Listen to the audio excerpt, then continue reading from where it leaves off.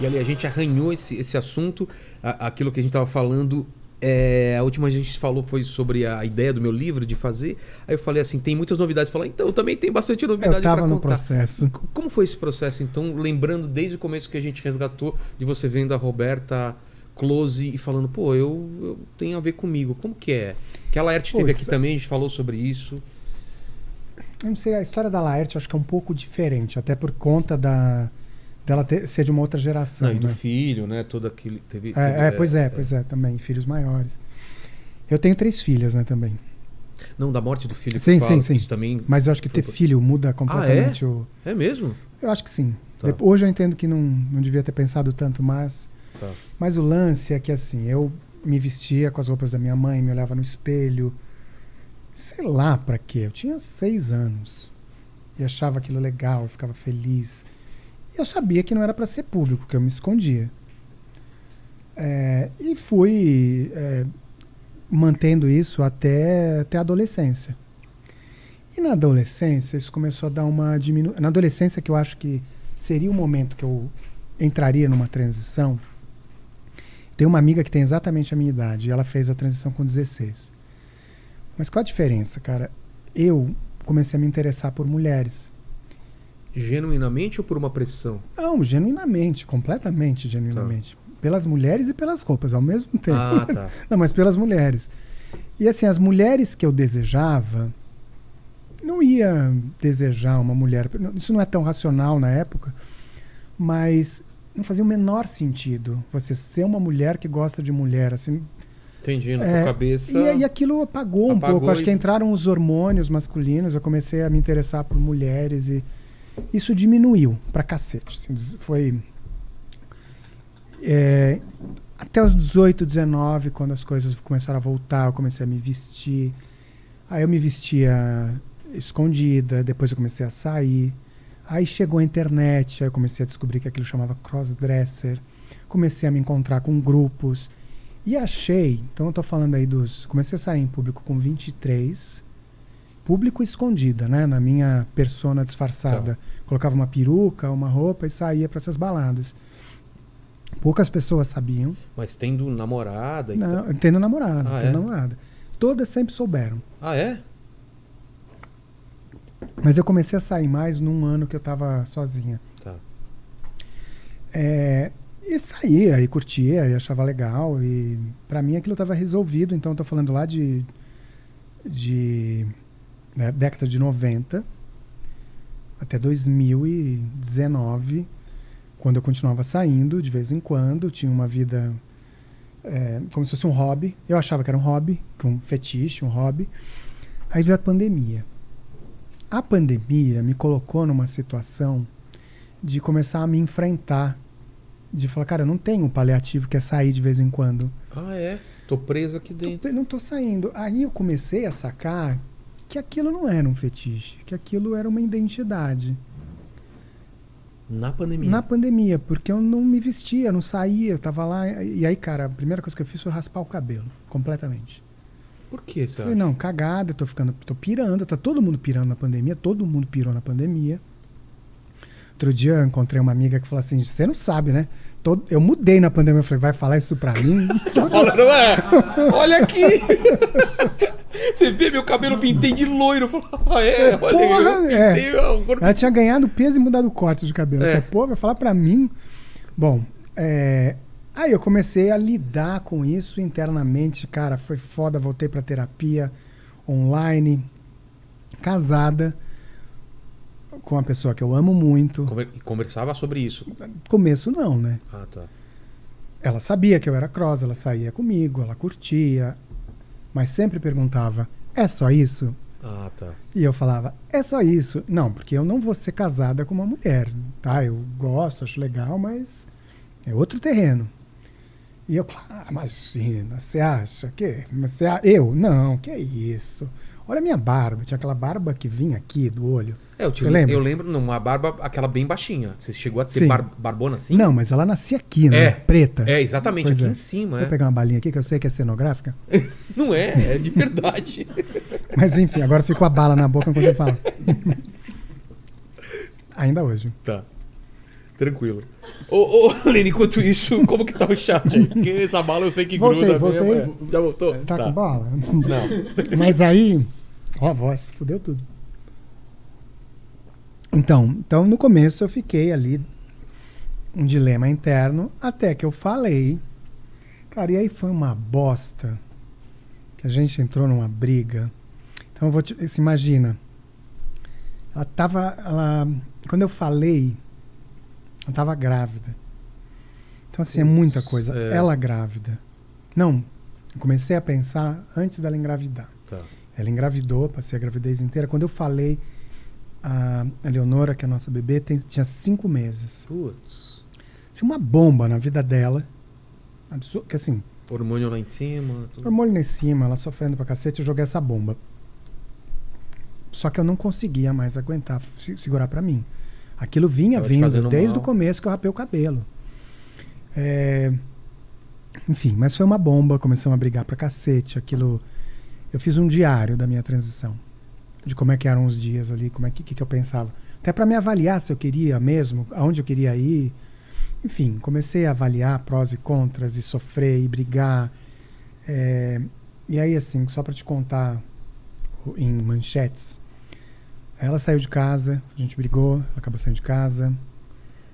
A gente brigando pra cacete, se separamos, e eu operei do coração em novembro. Então, assim, foi... Nossa! E acho que um componente também foi a operação chegando. Eu sempre tive um componente da minha vida inteira. Eu troquei 2 vezes a válvula e fiz uma plástica com 11 anos. Ou seja, desde pequena, eu convivi com a ideia de morrer, de finitude. Morrer, então eu tenho que resolver isso assim, antes. Eu operei com 11 anos a primeira vez. Putz.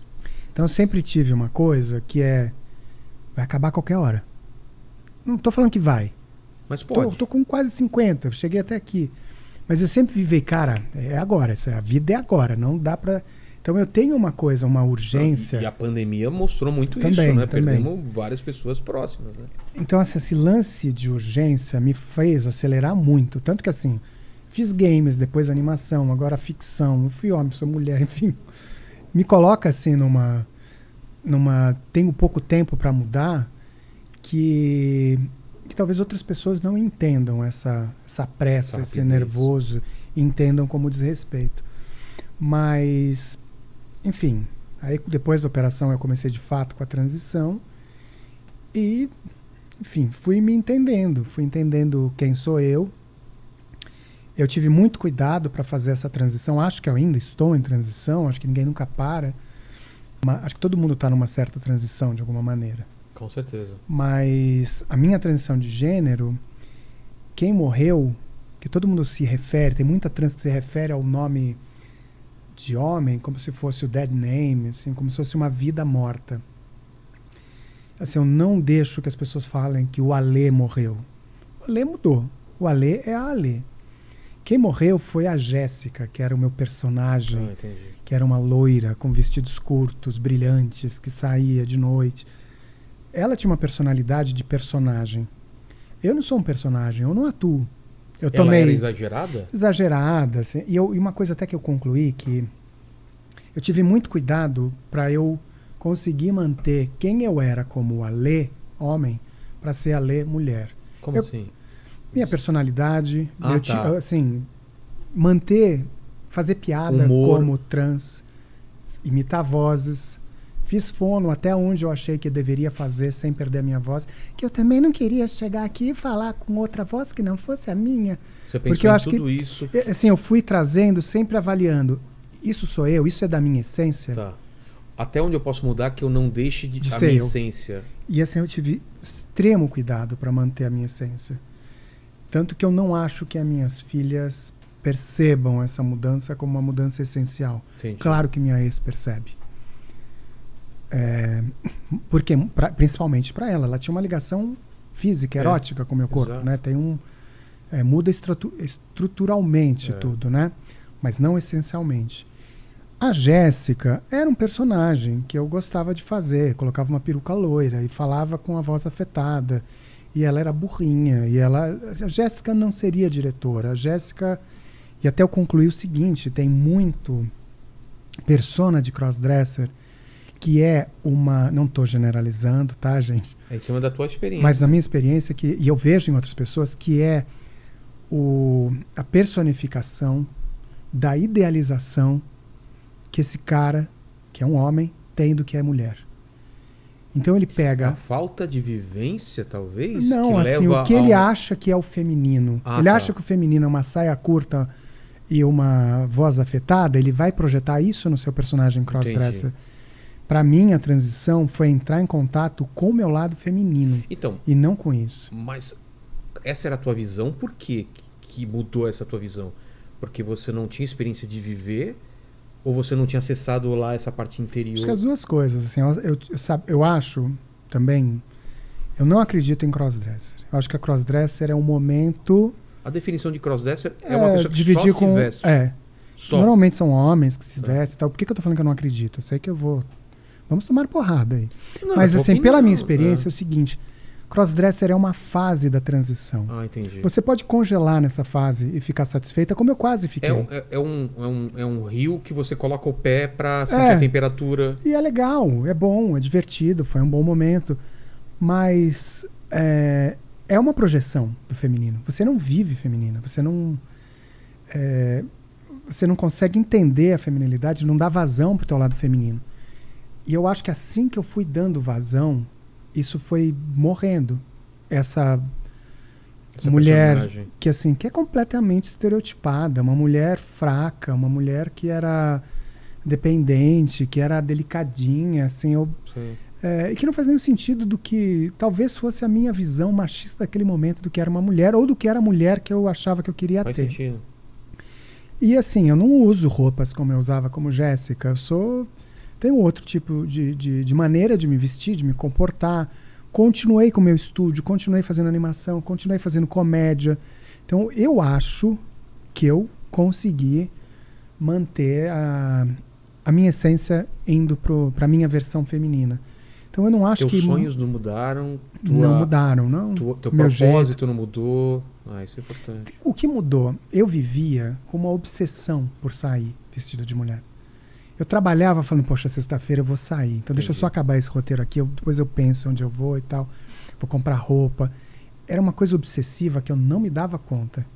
Hoje, isso caiu numa normalidade que eu trabalho super bem. Absolutamente focada. Pago preço, porque o mundo ainda é preconceituoso. Mas assim, minha vida, eu falo que assim, antes era ruim sua vida de jeito nenhum, minha vida era ótima. Eu era super bem, super feliz. Não é sobre felicidade. Mas eu assisti a vida por uma televisão de SD. E eu comprei uma televisão de HDR. Com 3D 4K, ainda. 4K e 3D. Que nem existe. Porque assim, o mundo ganhou profundidade. Entendi. Outras camadas. Outras camadas que eu acho que eu posso até levar para o trabalho, levar para as minhas relações pessoais. Eu era uma pessoa muito mais chata. Crica pra cacete. É mesmo? Eu ainda sou um pouco, mas eu não sou como eu era. Porque eu acho que tinha um monte de coisa represada ali que eu fui dando vazão. Faz sentido. Porque, claro que hoje olhando pra trás é mais fácil você identificar isso, mas na época era só, é o meu jeito e eu sou assim. Assim, na época você tá dentro de um universo que você fala, é isso aqui. Eu olho foto daquela época, eu sei o que eu pensava. Eu era muito feliz, muito bem casada, amava minhas filhas e meu trabalho, me divertia, contava piada. Assim, eu não era uma pessoa infeliz, mas tinha alguma coisa lá dentro que não me deixava eu ser plena. É sobre plenitude, não sobre felicidade. Isso é muito legal ouvir, porque às vezes as pessoas têm essa impressão. Mas tem gente, essa minha amiga que fez a transição com 16, ela era infeliz. O impulso na vida dela é absolutamente diferente do que eu tive. E cada caso é um caso. Eu não tive esse impulso. Até assim, pensei várias vezes em contar para os meus pais quando eu tinha 11, 12. Só que eu operei o coração com 11 anos, né? Já deu uma empurrada.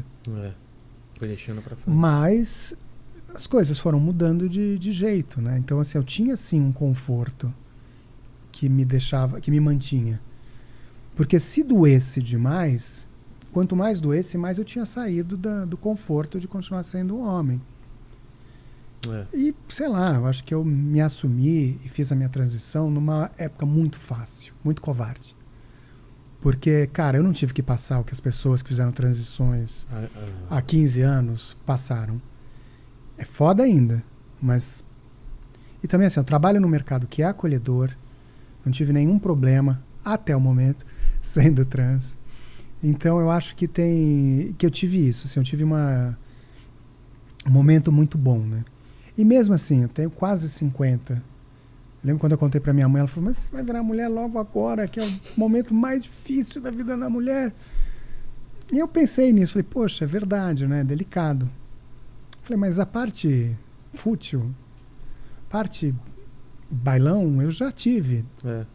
E não é por isso, não é sobre a estética, sobre... Eu provavelmente vou ter vivido muito mais tempo como homem do que como mulher. Porque eu não vou fazer 100 anos, né? Muito menos com 3 próteses no coração. Mas é ótimo, assim, eu ter chegado a esse momento e com 50 anos... eu acho que até me deu uma rejuvenescida, assim, me deu um up na vida. Foi ótimo, foi excelente. Não faria antes. Eu não tenho uma coisa de pensar, devia ter feito com 32. Não. Foi ótimo. Assim, eu comecei com 47 com isso e eu me sinto transicionada hoje com 49. Foi ok, foi ótimo. Assim, tô no melhor momento para fazer isso. Tô pronta para virar velha. Voz de velha eu até já sei fazer. Não preciso nem fazer fono. Então, sabe, eu acho que é legal isso. Talvez até tenha a ver com isso eu ter entendido que o feminino é muito mais do que essa coisa da beleza e da jovialidade. Com certeza, senão você fica presa. Sim, isso, totalmente. Né? Putz, perdi minha época que poderia. Não, foi ótimo. Eu sou bem feliz com todas as versões que eu tive.